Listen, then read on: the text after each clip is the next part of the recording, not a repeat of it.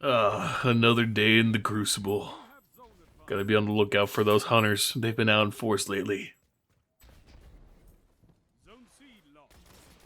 I can't believe that guy got away.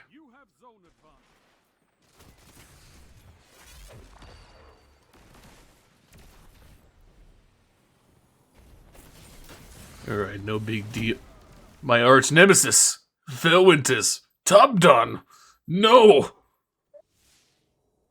Gah, there he goes again. His movement, it's so elusive. The top tree Dawnblade, he's so hard to isolate. I've got to find a way. I must avenge myself. If I can just find a position where I can take advantage of cover or something to put distance between me and that all-powerful shotgun. Wait. He just killed a teammate down there. He's isolated in that room. But that corridor, it's so small. It holds his advantage with the Felwinters. I must remember what my master told me to do in this situation. Lion, when in doubt, break the motherfucker's ankles.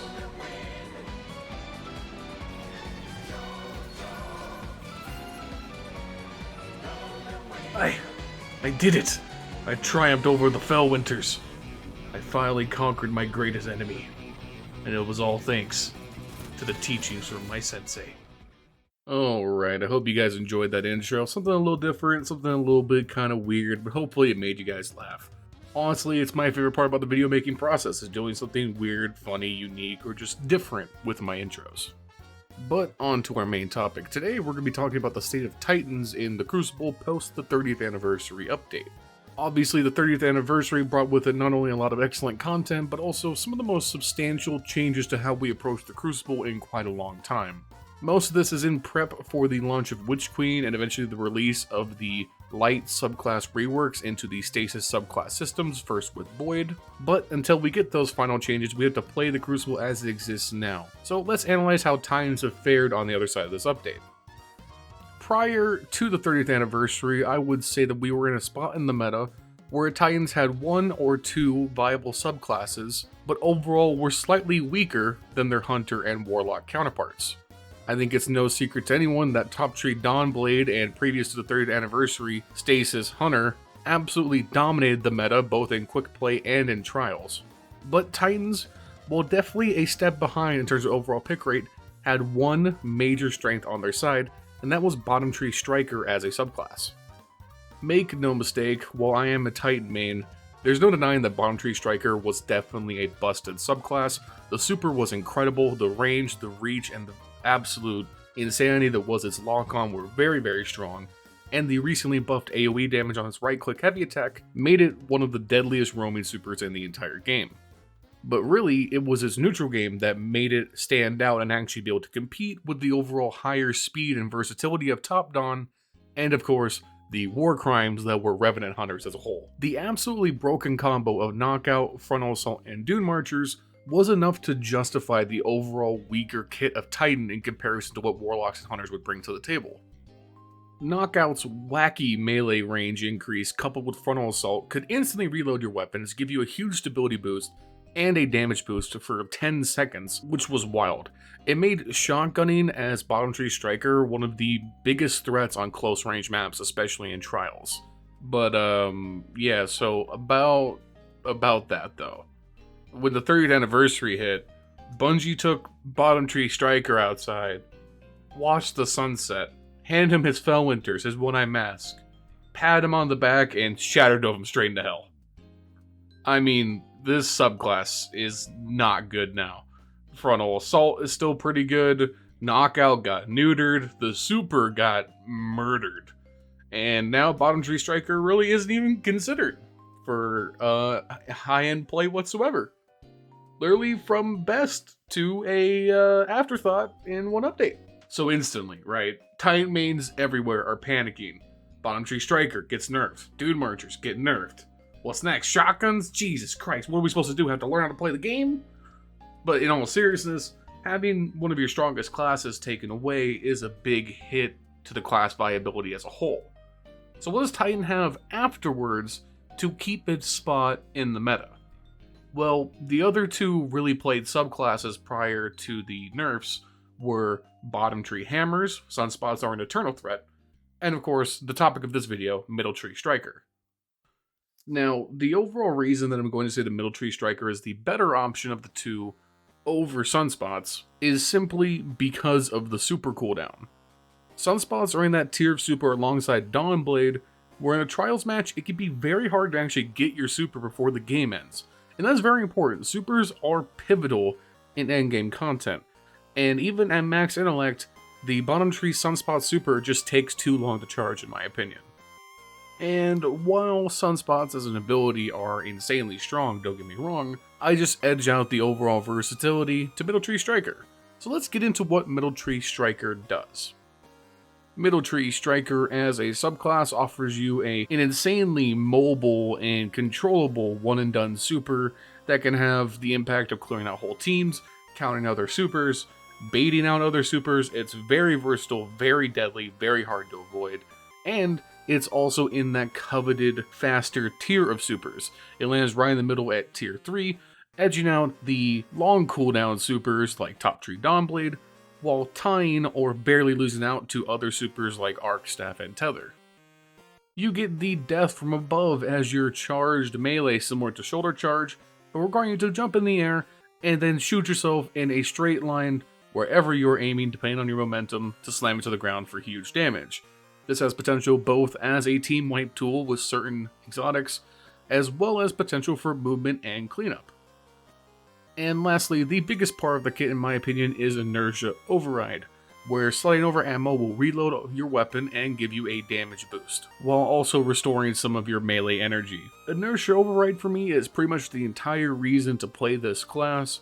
In normal Crucible, it is one of the easiest activatable damage boosts in the game outside of Empowerment Rift.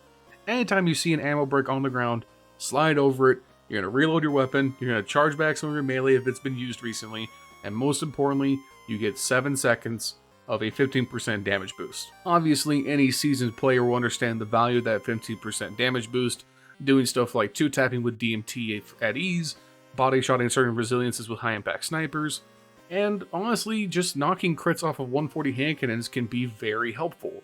Taking your optimal time to kill from needing all crits to having one less crit is very helpful. You cannot underrate that. Now, wait, calm down. I could see into your little mind and already predict you saying, but aren't ammo bricks less common in Trials? And that is true, but they still do pop up every once in a while, so it is something to take advantage when it shows up. And, incredibly important, Death from Above is a very valuable tool in Trials. After a round ends, there's usually special ammo on the ground, and now that special ammo doesn't carry over to new rounds and Trials, your teammates should be aware of that and leave it on the ground for you to slide over and regen your melee faster. That's a big part of Middle Tree Striker. It's a huge part of using it at a high level in Trials, so don't forget that. Speaking of Death from Above, that is the other aspect of this kit that's very important to learn how to use correctly. Death from Above may just seem at its surface as a huge windup to deal just melee damage and a small AoE from the air, but it's actually quite a lot more than that. Paired with certain exotics, not only can this ability one-shot in certain situations, it is a huge disruptor, causes a ton of chaos, and drags pretty much every single focal point of attention in a lobby to you the moment that you activate it. And that is both good and bad. In Trials, you can use it to draw attention to yourself and either go for a pick or create an opening that your teammates can take advantage of. Pair this ability with Dune Marchers or Synthesevs, and in the right situations you can turn Death from Above into a bazooka shoulder charge. The downsides of Death from Above are for sure its huge windup and its big audio cue, so it takes a lot of practice. You have to figure out the right timings when to use it. You gotta look for those openings when, like in Trials, teams are going for reses, or they're focused on one of your teammates, or maybe they're going to pick up heavy ammo. If you can find the off angles and get in the air, these are the right times to cause huge disruptions. Getting into your exotic pairings, I gotta be honest, I think the best overall exotic for Middle Tree Striker is still Dune Marchers. Now that Dune Marchers are much more reasonable and don't chain 37 times off of 4 dead bodies and through 5 walls, they don't feel like an exotic that I dread using anymore. The speed boost is valuable as Titans kind of fall behind top down in speed quite often.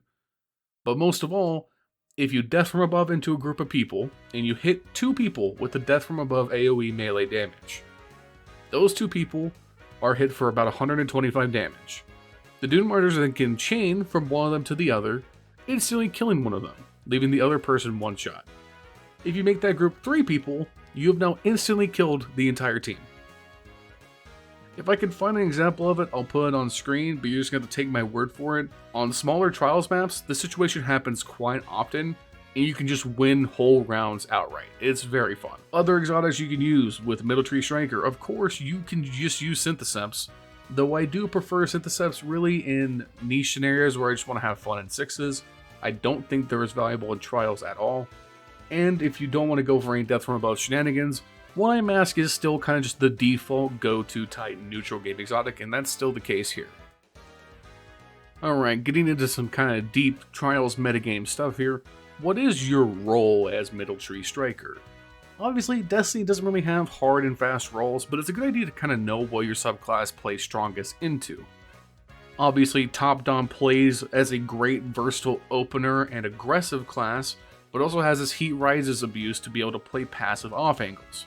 So knowing how that class works can very much help you think about your positioning and your loadout choices. For Military Striker, I think overall your strongest loadout is using shotguns or fusion rifles, and using Death from Above to be a very aggressive opener or cleanup player within your teams. With Dune Marchers, not only do you have the opportunity to land potential one-shot kills with Death from Above, you have the speed to at least try to keep up with top Dom players. And pairing that speed with flashbangs, which I think are the best Titan grenade right now, as well as shotguns and fusions, can help you be a very good first player in. I think undoubtedly the best primary for Military Striker, and I know some people are going to hate me for saying this, but it's just true, it's Dead Man's Tale. Dead Man's Tale is not only one of the best guns in the game overall right now, it is incredibly powerful and synergistic with Military Striker. Yeah, I know, meta weapon, oh my god, you're KD, you're such a crutch, blah, blah, blah. Listen, DMT is very, very strong. Probably needs to be reined in some. I don't disagree with that, but it's in the game right now. It is very fun to use, and I don't think anyone really denies that. It feels good to be a cowboy yeehaw. But your subclass just pairs very well with it. If you can find any way to activate Inertia Override, DMT now 2-taps. That is incredible. That makes DMT even stronger than it already is, and instantly reloads it. Pairing that with a shotgun or a fusion makes you versatile at all ranges of combat in any given Trials map, and overall, this loadout, it just works. And it works a lot better than pretty much anything else you could use with this subclass setup. Some subclasses may be better for sniping, some subclasses may prefer like Chaperone, but DMT, Shoddy, Fusion, pair it with Dune Marchers or One-Eye Mask, and you are off to the races. Overall, I think this puts Military Striker comfortably in the upper echelon of powerful subclasses in the meta right now. We're certainly in a Warlock and Hunter dominant meta. Titans have taken a step back in overall pick rate, but us Titan enthusiasts, we need a good class to play. I think Military Striker is one of the best out there. But hey, you know, that's just my opinion. Let me know what you guys are doing to play in the meta right now. What are some of your favorite loadouts, your favorite subclasses? What do you think needs to be tweaked or changed? Obviously, I think we're all kind of staring down the barrel of a DMT nerf coming in swift. I think we are all aware of that. But other than that, what is really sticking out to you in the meta right now? Let me know in those comments down below. I'll be in there reading them and writing them, responding to everything that might come through. Other than that, make sure you like the video as well. Make sure you subscribe for more content. I love you guys. Hope you guys have a wonderful day, and I will see you in the next one. Peace.